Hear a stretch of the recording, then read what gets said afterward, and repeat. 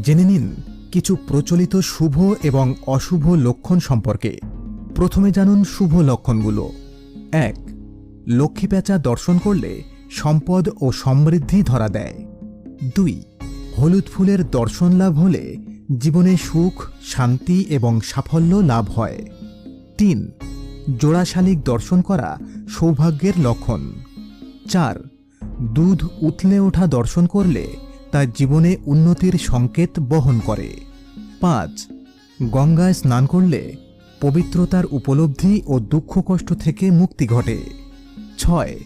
তুলসীতলায় প্রদীপ দান করলে মন পবিত্র হয় এবং জীবনে সমৃদ্ধি আসে। এবার জেনে নিন অশুভ লক্ষণগুলো। ১. তেঁতুল গাছের নিচে দাঁড়ালে নেতিবাচক শক্তি প্রভাব বিস্তার করে।